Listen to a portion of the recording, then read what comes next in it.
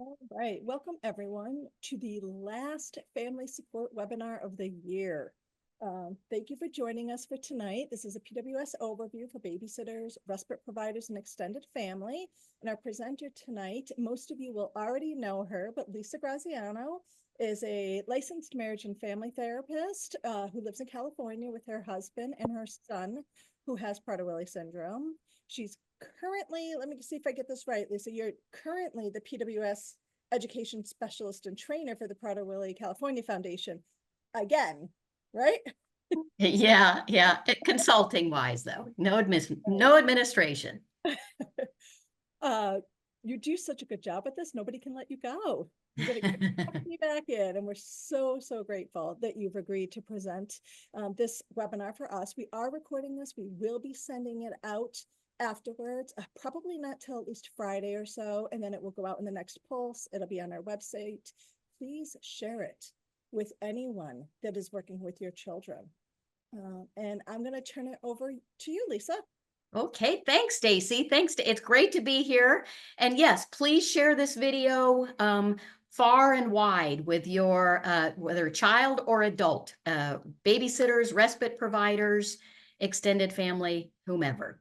All right, so just a very brief overview of Prader-Willi syndrome for those of you care providers who may be new to this, or for those of you extended family members who know about Prader-Willi syndrome, but not as much as maybe we'd like you to know. So Prader-Willi syndrome is a complex, genetically based medical disorder. PWS is generally not inherited. It occurs randomly and has probably existed since the beginning of humankind. There is nothing either parent did or did not do that caused their child to have Prader-Willi syndrome. Symptoms occur because there are some genes that are missing on chromosome 15. And symptoms will differ in severity over time and from person to person. So just like what we typically say about other syndromes, if you've met one person with Prader-Willi syndrome, you've met one person with Prader-Willi syndrome. But the key to managing many symptoms of Prader-Willi syndrome is to prevent the potential problems from becoming actual problems. And so this quick tutorial will provide you with some very basics you need to safely babysit or care for an individual diagnosed with Prader-Willi syndrome. More in-depth information and resources are available from PWSA USA. So what are the symptoms of PWS that you need to know? PWS affects every system in the body and causes a multitude of symptoms, including impaired muscle tone, which interferes with strength, balance, and coordination, hyperphagia, which is that fancy medical term for dysfunctional appetite regulating system, temperature regulation dysfunction, where the individual may become way too hot, hyperthermic, or way too cold, hypothermic, too quickly. And the individual may have a serious illness or infection, and they won't necessarily have a fever. So taking their temperature won't tell you necessarily that they're ill. And because there's a higher pain threshold, higher pain tolerance, it will potentially interfere with the accurate identification of the individual saying, yes, I did fall and I think my leg is broken, or yes, I do feel really badly and I do think I need a little bit more medical attention. They won't be able to necessarily accurately present this information, so you'll need to be a little more aware of that. Neurocognitive limitations include impaired learning, judgment, social awareness, impulse control, and language skills deficits. Anxiousness is a pervasive symptom of Prader-Willi syndrome. Often it's related to food, also related to non-food stressors. And there is low tolerance, very low tolerance for most people to frustration and disappointment. So behavioral problems include arguing, verbal or physical aggression, skin picking, perseveration, and transitional problems are also part of this syndrome. So real quickly, what is PWS's hyperphagia? Well, it's a physiological, it's a brain-driven drive to eat or obtain food that lasts throughout the lifetime.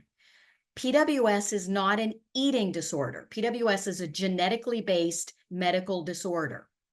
The brain functions as if the body is starving. It drives the individual to find, eat, or hide away for later as much food as possible. There is no normal feeling of fullness despite the quantity of food eaten or the timing of food that is eaten. The brain tells the body to store the food that it does eat as fat in the body very differently, and the brain lowers the metabolic rate to almost half the normal rate. There is no known medication that or intervention that treats PWS's hyperphagia food drive. But there's a lot of really good research, and we're just waiting on pins and needles for at least one medication to be approved by the FDA. But it's not approved yet, and it's not going to be available for some period of time. So we really need to manage the hyperphagia food drive until such time. We cannot teach the individual with Prader-Willi syndrome to control their own food intake either at all or at all times. That's really important. Death can occur from even a single overeating episode, especially for those whose weight has always been well managed. So that hyperphagia unmanaged, plus that very slow metabolism, will cause rapid weight gain and the potential for premature death from from choking or poisoning or stomach or bowel rupture or necrosis, dead tissue, from morbid obesity, and unmanaged access to food will increase behavior problems. So how do we manage that hyperphagia food drive? Which brings us to our very first intervention that you need to be aware of, and that is food security. So the current worldwide state-of-the-art management of Prader-Willi syndrome's hyperphagia symptom includes 24/7 supervision and adherence to what's called the principles of food security, which is a term that was coined by PWS specialists Janice Forster and Linda Gorash. Overfeeding and or allowing access to unauthorized food is life-threatening and worsens behavior problems. So it's imperative that you follow the family's care instructions, provide uninterrupted supervision, and adhere to the PWS principles of food security. What are those PWS principles of food security? They consist of the individual with Prader-Willi syndrome has no doubt when his or her next meal or snack is going to be served. Plus, they know they have no hope or chance to get extra or unauthorized food, which means they're not going to be disappointed, and no disappointment means no behavior problems. And that's really what we're looking for as you're caring for the individual. So how do you create no doubt about food? Well, you follow the parent's food plan exactly to reduce or eliminate the individual's anxiety about food. You make sure that the parent's food plan is written down, and you refer to it if there's any disagreement. So that's before parents leave the house. You make sure that that food plan is written down. How do you create no hope or chance for them to get extra food? Because if food is available or they believe food is available, the individual can do little else but anxiously think of ways to get that food. You may not see it on the outside, but it's happening on the inside, and what's on the inside is what counts. So eliminate access to unauthorized food in order to reduce that anxiety and behavior problems. How do we do that? Keep that refrigerator or pantry locked at all times if family locks the pantry and food cupboards. If they don't, you've always got to provide uninterrupted supervision. Uninterrupted supervision. Always follow the parents' directions regarding meals and snacks and everything else. And then never, never, never give in extra or unauthorized food, because just a little bit of extra, just even a little bit, will hurt. Do not give money or allow access to your purse or wallet where money could be taken to buy food later. Do not eat in front of the individual with PWS if they are not also eating. And never use food as a reward or a bribe or an incentive, and never withhold food for poor behavior. Don't remove food or actually any item out of the hands of somebody unless, of course, it's dangerous or poisonous, and then you got to do what you got to do. And then please know that even the most honest person with PWS may lie, cheat, or steal when it comes to food. It's not a character defect. It's simply a symptom of the syndrome. Never give in to a tantrum, especially for food. So what happens though if you know that unauthorized food has been taken or you suspect it? Well, you're not going to question, did you eat those chips? Instead, you're going to presume that that food was eaten, and you'll state it as a non-accusatory fact. I see those chips are gone. Then you've got to take responsibility for the individual with Prader-Willi syndrome gaining access to that food, because this is their disability. Their brain drives them to get food if food is available. So if they got food, that's on us. So, I see those chips are gone. I'll make sure that doesn't happen again so you stay safe, and then secure that food source.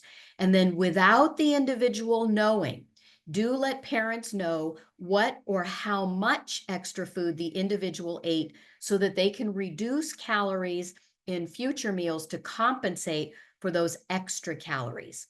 And then do ask parents if there's any more specific information that you need to know to safely manage the physical symptoms of Prader-Willi syndrome. All right. So while there are many food-related behaviors, non-food related behaviors are common in Prader-Willi syndrome as well. And let's take a look at some of the strategies how to manage these. So first, it's really important that you know that punishment is generally not effective with individuals with Prader-Willi syndrome at any age. Punishment does not improve cooperation and behavior in individuals diagnosed with Prader-Willi syndrome. And punishment or threats of punishment generally increase anxiousness and upset and escalate unwanted behaviors. So don't use punishment and don't threaten punishment. And please don't tell the individual that they're going to be in trouble when their parents return home. That will not make them cooperate, and it will certainly increase their anxiousness and increase their behavior problems, at least with you, and most certainly when parents get home. Again, never withhold food or threaten to withhold food as punishment. Food intake should be exactly as instructed by parents, despite any unwanted behaviors. What is effective with the individual in your with Prader-Willi syndrome who's in your care? Positive reinforcers are quite effective with people with Prader-Willi syndrome. So praise, praise, praise. All the behaviors you want to see, even partial behaviors. Verbal praise, your attention, high fives, clapping, smiles. What a great job you're doing. I'm so happy to be with you today. This is awesome that we get to be together. These are very positive reinforcers that will make it more likely the individual has a great time and manages their behavior better. Token reward systems that are used by the family, you can incorporate these into your care if you know them, or create your own. Create with the individual maybe a list of rewards they'd like to earn. Stickers, bring stickers with you, erasers. Never remove an earned reward, though. This is a form of punishment that's going to make behavior probably worse. So when they earn a reward, they keep a reward. And then if they don't get a reward, it's important that you wash your hands before supper. And as soon as you do, then we'll have supper, and I'll get you a sticker. If they don't earn that reward this time, then you want to give them an opportunity to re-earn a missed reward. Ignore unwanted behaviors to the extent safely possible. but don't ignore skin picking. Incorporate the strategies that follow below. Now, here we go. On to intervention number 2, reducing the stressors in the individual's life to reduce their anxiousness. Almost everybody with PWS has a high level of anxiousness, right? That excessive worry, unrealistic view of problems that's just below the surface. So we want you to work to identify those stressors and help reduce that anxiety, especially if they're arguing with you or you're seeing some skin picking. We're going to presume that those are related to anxiety, because if they are and you work to reduce them, they're going to resolve. Skin picking can be caused by other things as well. So is arguing. But if we're looking to reduce their anxiousness, we're going to make some headway pretty quickly. So you might say something like, you know what, it looks like something's bothering you. What's up? What do you think you need? That can open the dialogue to helping to figure out what's going on with the individual. Review the parent's written schedule and directions with the individual while the parents are home. That way the individual knows that they can't talk you into something or say, yes, my parents said it was okay. You're going over everything while the parents are still there. And then stick to that written schedule. Keep the individual busy. Interact with and show enthusiastic interest in the individual with PWS, because they really like you to pay attention to them. So if you're paying attention to them, they're far less likely to become bored or upset that you're not paying enough attention to them. Play games that kind of increase impulse control, like Mother May I, Simon Says, Red Light, Green Light, and even board games, card games, slapjack, all of these things, right? These are awfully fun for individuals to play.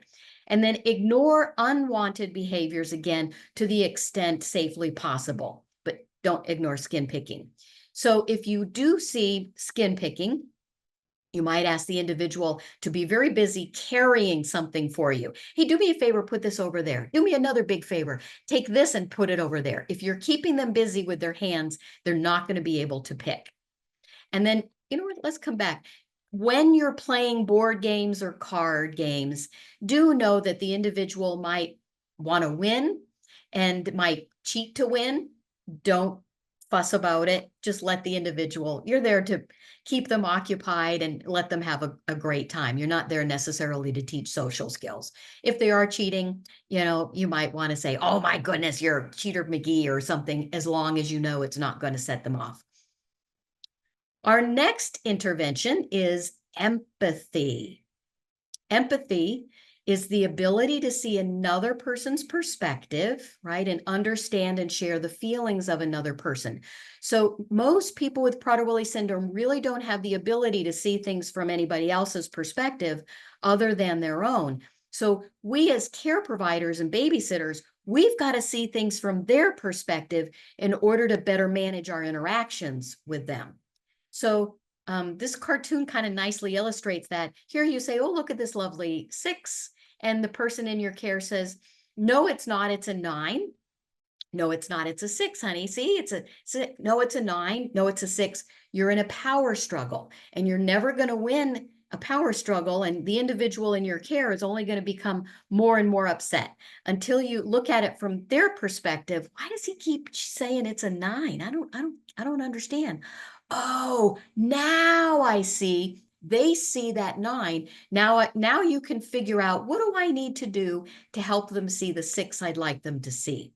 Empathy gets to the core of the individual's anxiety, disappointment, and frustration. That's why it's so successful, because it gets you out of a power struggle with, it's a 6, no, it's a 9. No, it's a 6. It gets you out of that power struggle and it puts you and the individual on the same team. I understand, honey, you see a 9. I get it. You see that 9. Empathy is not agreeing with the individual. It's not disagreeing for sure. And it's not giving in. It's simply letting the individual know you do understand their perspective, right? So at its most basic form, you're simply repeating the individual's words as they're saying it exactly. No, it's a 9. Oh, okay, you see a 9. I understand. What a bummer. What a disappointment. That's not fair are also ways to let them know that you do understand this is a bummer, that you keep saying it's something other than what they see, right? This is so unfair that I keep talking like this. So if your offer of comfort is not immediately effective, right, then you're going to go directly to empathy. So what does that look like? What does that mean? You're going to be repeating back or trying to figure out, what does it look like from their perspective? What do things look like from in their brain? What are they thinking? And then you want to match the emotional intensity of how your person is expressing their concern, right? If it's awful to the individual, then you've got to convey that it must feel awful to them. This kind of goes counterintuitive, but genuinely expressing how awful you understand it is for them doesn't make their upset worse. It actually makes things better for them. And then after a minute or 2 or 3 or 5, you're going to see them starting to calm. And then you can start to figure out, how do you begin to problem solve or suggest other things? And then if there's upset during any of these processes, you go right back to empathy, repeating things from their concern. So let's take a quick look at an example of, say the individual with Prader-Willi syndrome wants to use their computer tonight, and parents have instructed you there's no computer usage, no phone, no computer, no nothing, right? So your person in your care says, I need to use my computer. I need to reply to my friends. Unlock my computer now, right? You're going to get into the mindset, step 1, and repeat back what it is you're hearing. I hear you need to use your computer, that might sound like. Your parents told me not to unlock it, and yelling at me won't make me unlock it. It just doesn't seem fair, does it? I totally understand you want to reply to your friends. It's awful that you don't want your friends to wait for a reply, right? I totally understand. That's very considerate of you. I wish you could use your computer tonight, honey. I really do. I'm so sorry. Match the emotional intensity. I agree. It's horrible that you can't use your computer tonight. Yelling at me won't make me unlock it. But I totally agree. This is horribly unfair, and I'm so sorry. So you're letting the individual know you're upholding the boundaries to keep them safe, and you totally think it's unfair. You're right there with them, right? And then after a minute or so, when they figure out you're not going to be giving in, then that crying may happen, which is fine. We don't mind crying at all. Don't worry about it. And then just let them know it is unfair. Only after you see the individual is calming do you begin to share your concern. Maybe do you want to write down what you'd like to type to your friends tomorrow? Or do you want to watch a movie with me now? Which would you prefer? So you're helping them problem solve or move from the upset, but only after they start to calm, as you've used empathy very successfully. Okay. And again, if there's any upset throughout the whole process, then you go right back to repeating the process. Always speak calmly, no matter how you feel on the inside, because if you're kind of yelling or getting critical or accusatory or angry, it's going to raise your individual's anxiousness, and that's not going to be helpful. Don't try to talk them out of their upset, right? If you try to talk them out of their upset, well, honey, your parents told me no, and so you can do it tomorrow. That makes perfect sense to you and I, that they can use their computer tomorrow. That's not so far away, but it's not okay to the individual. So you're going to be repeating how terrible that we're not allowed to see that, use your computer tonight, right? So would you like to write down what you'd like to say, or do you want to watch a show or a movie with me? Okay. Don't use logic and reasoning. Trying to think of brilliant ways to get the individual to give up, right? What they're so upset about. They're not going to give it up until they know that you understand they're upset. So you could just kind of think of brilliant ways of letting them know that you're right, because all they hear you saying is that they are wrong. And most individuals with PWS can't tolerate being told they're wrong or having you believe they're wrong. So use empathy. For example, you think we should eat at 5. I get it, right? And I think we should eat at 6. I think that's what your parents wrote. How can we check that out? Leave it as a way for them to think, where was that thing that your mom wrote about what time supper is? Don't problem solve for the individual, but help them think about where was it written down what time supper is. That will be more helpful to you than just saying, your mom wrote it down and here it is on the paper right here. More than likely, it'll be helpful to you to have them point it out to you. Use fewer words. More words generally don't make it better. Usually it increases upset. Use empathy. Keep repeating what the individual is concerned about. Don't engage in a power struggle. Don't repeat yourself more than 3 times. So disagreements can often be ended when you allow the individual with PWS to have the last word. I know you want to eat at 5, and we checked that schedule and it said that we're supposed to eat at 6. And you can keep talking about it if you want to, honey, but I'm not going to talk about it anymore with you. I'm happy to talk about something else, though, if you'd like. And then turn your attention away and don't say another word until the individual talks about something else. And again, don't argue. You can't win. You're constrained by logic and reasoning, and the individual with PWS is not. Distraction after empathy can be effective, right? What a bummer we can't watch the show that you wanted to see. I'm so disappointed too.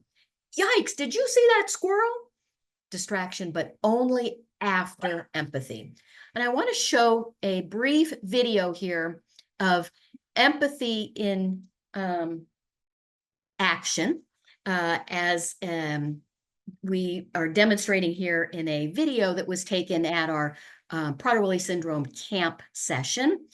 Here we have a young man who was crying and crying and yelling and yelling. There's like 6 other campers in his cabin and nobody can calm him. It just seemed like no matter what the counselors were talking about and trying to be helpful to him, it was not helpful, and he just really was crying and yelling and crying and yelling. So then that's when they brought us in to try and help calm this young man. So this is empathy in action.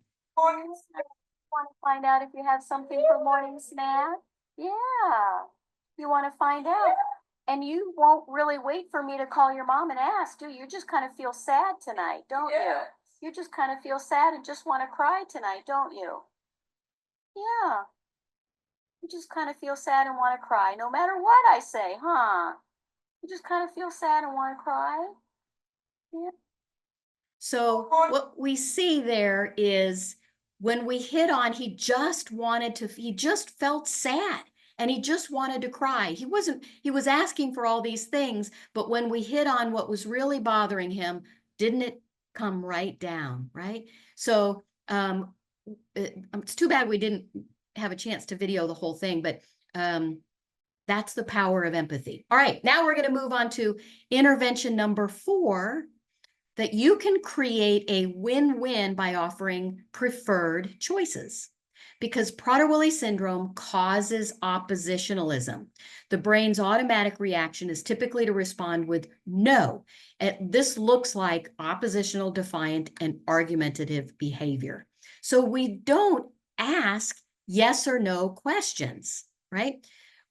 We offer win-win preferred choices to reduce oppositionalism and improve cooperation. Make everything the individual's choice within your preferred win-win options.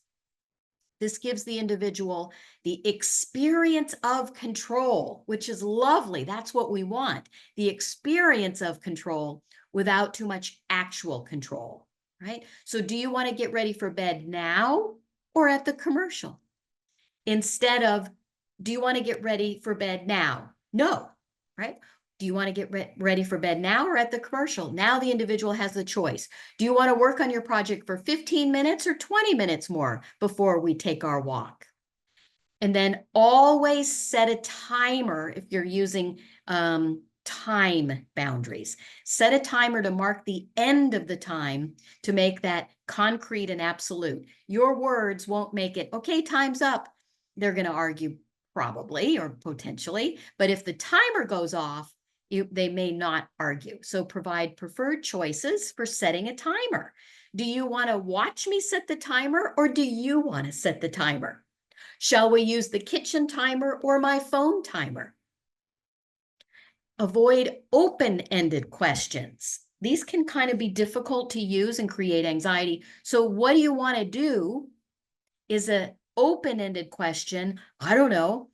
And it gives the illusion that anything they say is an option. So it should be rephrased as, would you like to watch a movie or play a game? So give preferred choices. Whatever they pick is just fine and dandy with you. Avoid ambiguity. We'll see. Am I going to be going, or am I going to be going to Disneyland with my parents this weekend? Oh, I don't know. Maybe later you'll ask. I don't know. Right? These can be very vague and create anxiety. So if you don't know something, just say, I don't know. As soon as I know, I'll let you know, right? Or are we going to be able to watch a movie today? You know what? If we finish getting ready for bed by 7 p.m., then yes, we'll have time to watch a movie, right? Be very specific. Avoid hurrying with your words. Instead, use music and fun games to motivate the individual to hurry. For example, I bet you can't get your pajamas on before the song ends or before the commercial ends. Or I bet you I can get in the car and get my seatbelt on before you if you're going out into the community. Do allow lots of time to process past the brain's natural oppositionalism and or slower processing speed. Because a lot of people with Prader-Willi syndrome do take extra time to think about things before they can figure out what the answer is that they'd like to give. Our next intervention is disguising your nose. Because for the person with Prader-Willi syndrome, anything that looks, sounds, or smells like a frustrator could lead to a behavior problem. And the word no is a frustrator, and so is the word but. So use them sparingly and disguise them whenever possible. So the individual, for example, says, I want supper now. You're not going to say, nope, it's not time for supper. We still have 30 more minutes for supper. That's a frustrator. Now you're going to get into a power struggle or an argument about supper. Instead, the individual says, I want supper now. You're going to respond with, well, me too. I'm looking forward to a great supper. We're having a chef's salad and hard-boiled eggs for supper. Where you're going to put your Bolthouse ranch or cucumber dressing on it. Oh, okay. Cucumber dressing. Oh, it just sounds delicious, right? As soon as you set the table and take your shower, it's probably going to be about time for supper. So now you've rephrased it in the positive, never used the word no, and you've let the individual know when supper will be. Use that broken record technique. Yes, as soon as you set the table and take your shower, it'll be time for supper. But you're not going to repeat yourself more than 3 times. Yes, as soon as you set the table and take your shower, then it'll be time for supper. At the 4th time, you're going to be kind of putting a boundary around it. You know what? Supper is after you set the table and take your shower. So I'm not going to talk about that anymore with you because you already know when supper is. You can talk about it if you want to, but I'm not going to talk about it with you anymore. I'd love to talk with you about something else, though. And then shift your attention away until the individual brings up something else to talk about, and then engage as fast as you can on that something else that they're bringing up to talk about.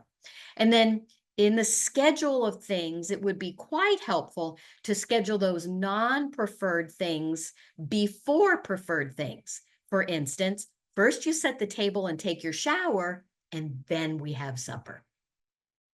And then always use empathy. I know it's a real bummer that we're not having our supper before your shower, right? I know you want to take your shower afterwards. And first we have to take your shower and then we'll have supper. So you stick to it, but you do it with empathy. It's such a bummer, right?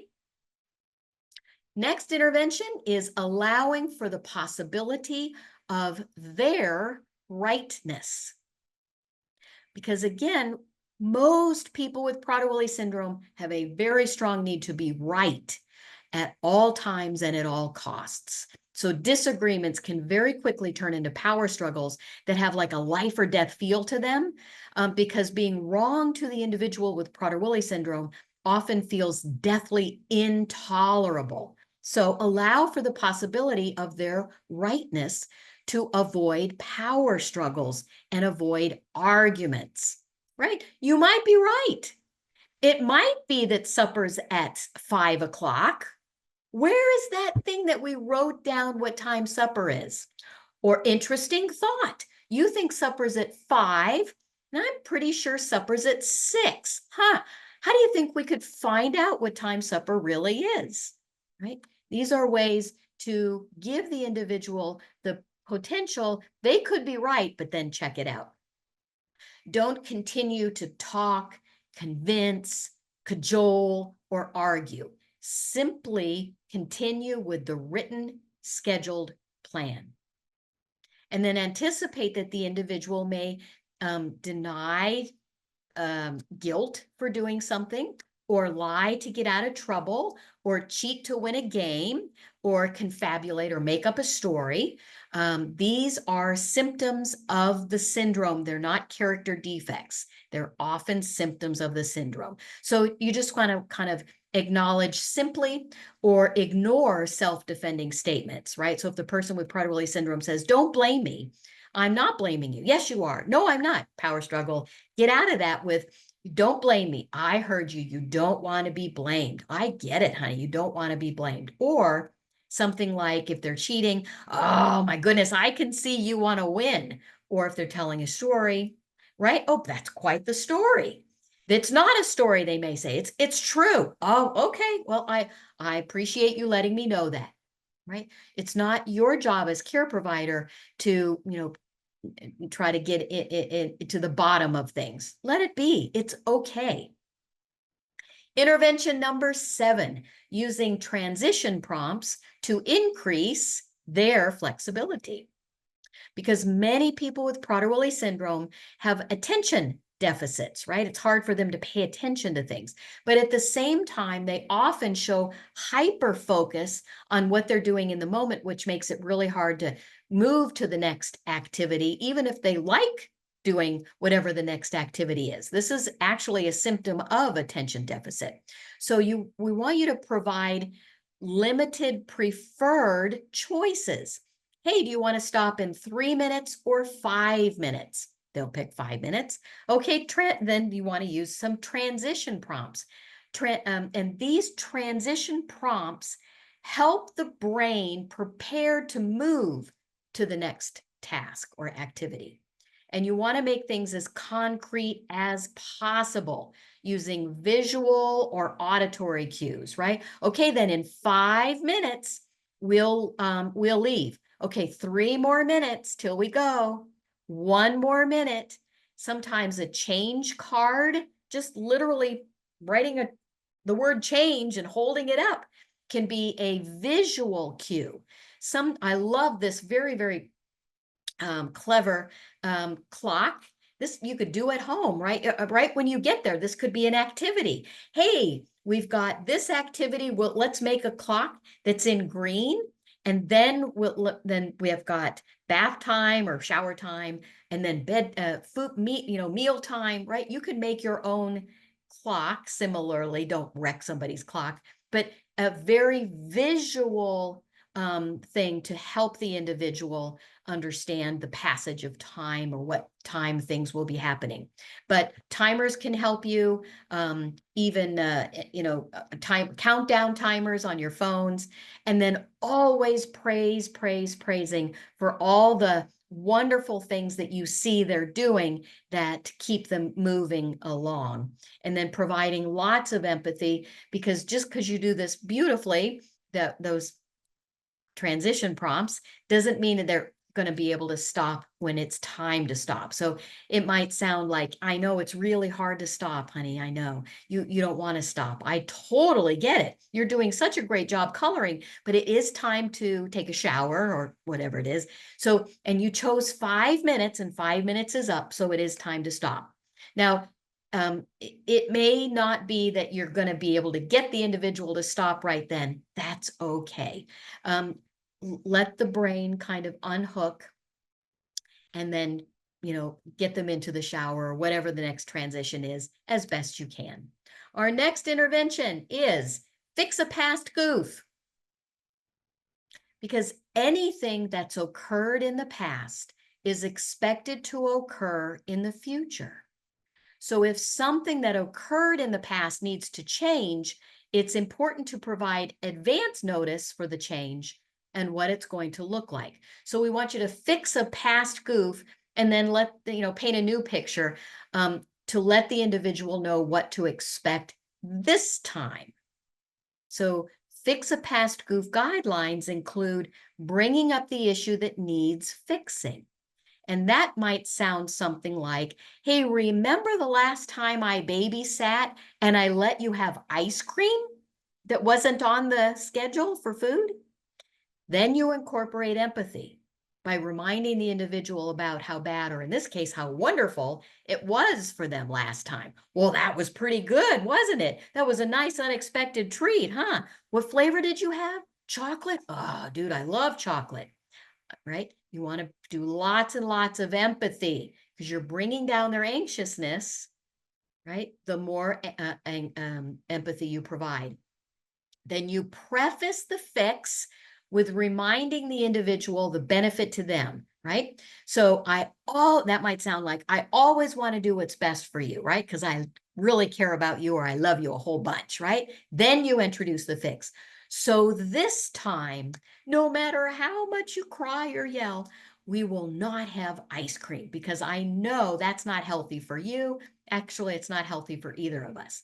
I do think that there's a really nice dessert on your schedule already, or, and then you bring them back to that attention, or you just leave it alone, right? We're not going to be doing that because that's not healthy for you. So you must fix a past goof and then paint the new picture so that they're not disappointed at the end of the meal, or they're not anxiously awaiting or expecting, last time you gave me ice cream, so this time I expect you will too. You're already letting them know, nope, not this time. We're fixing that past goof. All right. Do you need more support? Do you want some more in-depth strategies and interventions? Well, Prader-Willi Syndrome USA is here to help. We offer support to families and care providers. So contact PWSA USA to learn more. Our contact information is here. My contact information email is also on your handout here. So now we'll probably, with whatever time we have remaining, open it up for questions. Yeah, please. Thank you, So I'll Lisa. stop the share. All Yeah. right. If you would like to ask any questions, please feel free to put them in the Q&A and we can read them to Lisa and have her answer them. If you prefer not to ask your questions publicly, you are certainly welcome to email Lisa or myself. If you email me, I'm going to pass them along to Lisa and have her answer them. Whatever you guys are most comfortable with. And Lisa, thank you again. I think this is going to be really, really great. And the more we can share it out and get more support for families so that there are people that are able to care for their loved one with PWS and they can get the respite that they need, the better it's going to be for everybody. Yep, that's the point of it, isn't it? Because families need that respite. So we're grateful to all the care providers and babysitters, respite providers that step in and help us. Yeah.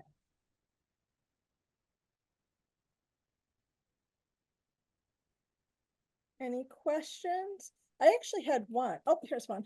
How do I get myself out of the cycle of doing all the things that you say not to do And do what you're suggesting. Is it just practice, practice, practice? Do you carry around keywords to help you? That is a great question. Yeah, it sure is. So always keep in mind that fix a past goof, right? So fix a past goof. Oh, last time I gave in when you were, depending on last time I did this, and I know that's not so good. So this time I'm not going to give in. A lot of times the thing that we need to fix first is giving in, right? Last time I gave in. And you know what? I know now that giving in when you're either yelling or crying, it's not good for you. And I don't want to do things that aren't good for you anymore. So from now on, I'm not going to give in. And that's good. That's such a bummer, right? Because it's worked really well for you, but it's really not healthy. So, just reminding to fix a past goof. Just put that in your head. I've got to fix that past goof. Fix a past goof. Does that answer that question? I think it does. I also think, sometimes having keywords in your head that maybe it's a keyword that your child says or the person that you're caring for says, and that triggers a strategy for you. That's a way to help break that cycle. I love, Lisa, that you brought up fix a past goof, because that's actually the next question, was asking you to go over the fix a past goof just one more time to help clarify. Yep.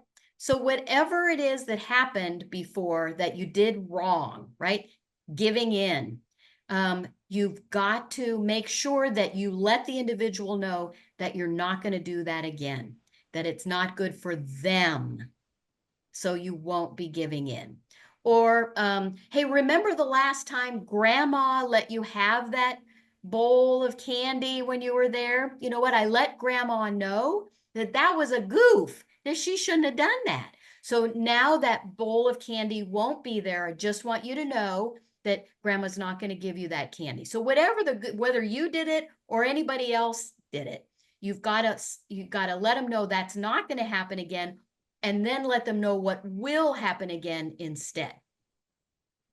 Good job. I also have found, saying, you know what, I didn't know that was the rule. And my job is to make sure I follow all the rules. So from now on, I'm going to do just that. And the rule is this. So that you're taking it from saying back to a rule, which we find people with PWS really like rules.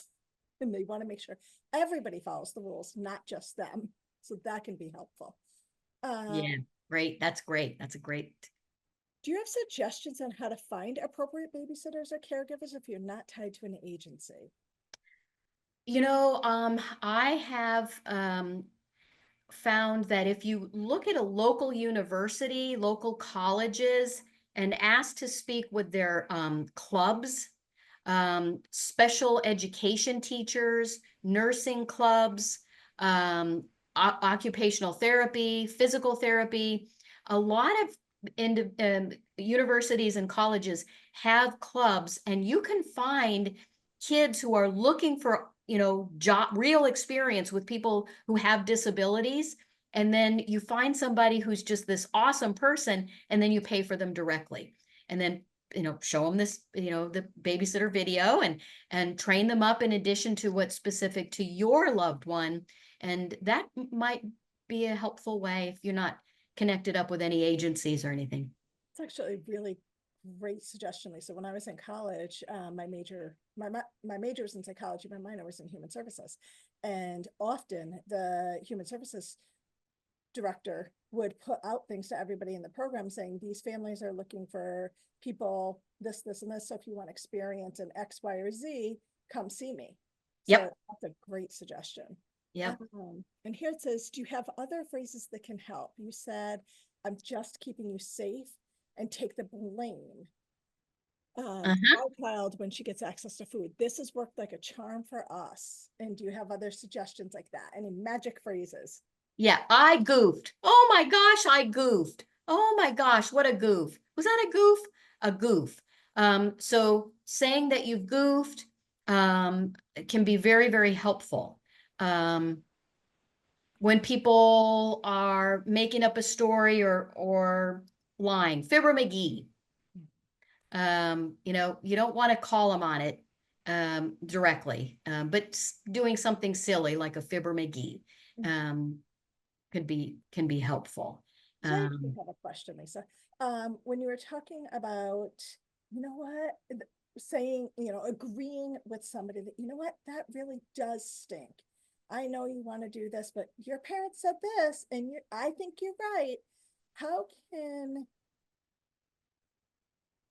the person who's babysitting work with the parents so that they know that even if they say that, they're not trying to choose between the child and the person, and they're not trying to Yeah, split. So yeah, can you help yeah. give some tools to navigate those kind of scenarios? Yeah, because we don't want to throw the parents under the bus. Boy, are your parents, you know, mean and nasty and terrible. No, that's not what we want, right? I know, honey, I know it feels that it's really, you go with what you think the individual is thinking, right? Without agreeing with them. I know, honey, it feels just awful. It feels terrible. And you know what? I sure wish it was okay that we could let you have. I sure wish I could. I wish I could, honey. And your parents said no. So that's what we have to honor, because you know what? Your parents love you to pieces and they want you to be safe and they want you to. I want to come back and babysit with you some more. So I kind of got to follow your mom and dad's schedule. So, you know, right. But don't think that if you put together a logical and reasonable explanation, the person is going to say, oh, okay. You just have to boundary it. And, you know, and you just, I'm so bummed for you. I totally understand how unfair this seems, this unfair this feels. Sure, I totally get it. Seems and feels instead of is. I like that a lot. Right.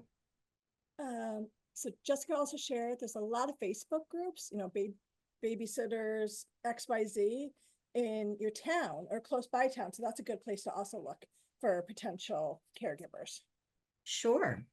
You know, there are some like online care.coms and, you know, things like that. I don't know.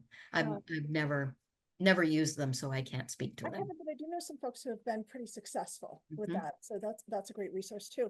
Could you talk a little bit about what kind of requirements or characteristics, things that we should be looking for, maybe even clearances? Yeah, so you want a person who is not a rigid authoritarian, do it my way, jammies on at 8, no back talk. That's not the kind of person who's going to work well with somebody with Prader-Willi syndrome. You want somebody who's upbeat, who's got energy, who's enthusiastic, who is naturally praising and finding the positives in things. That's the kind of person that you want. You don't want somebody who's tied to their phone, who's looking at their phone, who has no interest, who's just coming over to give you parent a hand. You want somebody who's going to be interacting with your loved one. And, you know, we have lots of respite providers. And if they're looking at their phone the very first time, they're not coming back because that's not helpful. All right. For lots of different reasons. So upbeat, positive, enthusiastic, energy. That's who you want. Say if they come to you and say, I know all about PWS because I read about it online. Yeah. And I'd then, be really nervous about that person. yeah, that's when I get a little nervous. Yeah. That's a, Now, they, you know, that in a lot, we'd hear that from a lot of physicians too, and a lot of teachers. Oh no, we know everything because we have, right? If we know one person with the syndrome, so I'll often say, well, you know what? That's great. You have that experience with that person or those two people. And you know, there's some differences in symptoms that this person has. So I'll be interested to hear how it is for you this time meeting a new person with Prader-Willi syndrome. yeah. The next question, I love this question. So what's your perspective on speaking about PWS in front of the individual? And it Yeah. yeah, where they're aware. So for an example, discussing their food restrictions in front of them. What's Yeah. your take on that? I like to have the individual with Prader-Willi syndrome right there getting and right there when we're going over the schedule, the food, everything, because then the individual can't say, oh, well, my mom said it was okay. I was standing right there and here it is right in black and white and I didn't hear that. Now, that doesn't mean the individual won't try to do that, right? And if they do, then you say, you know what, dude, I totally didn't hear that. You know what, I can't do what I don't see on paper. So next time, if I'm coming to babysit, let's make sure we have it on paper. Well, that's not fair. She said it to me and I heard it. I know. I wish I'd have heard it too. And I'm so sorry, honey. I just can't do it for you. Isn't that awful? It's not fair, is it? But I like having every discussion in front of the individual with Prader-Willi syndrome. Now, some parents haven't named the syndrome to their child. So then you want to be talking about food restrictions in general, or what's a healthy diet, and we're not going to have any without specifically talking about the syndrome. Although I think it's a disservice to our kids to not specifically talk about the syndrome because it's a part of life. It's nothing to be ashamed of. It's just, it is. And it puts it into perspective for the individual if they can put a name to why I can't run as fast as another kid or why I even have food restrictions. Well, because you got this thing called Prader-Willi syndrome. But that's why we have to really honor what the parents direct us. It's not us, it's not our job as babysitters to, think that maybe we disagree with what parents are saying. We have to honor what parents tell us to do, and then it's up. That's our job, is to follow the directions of the parents.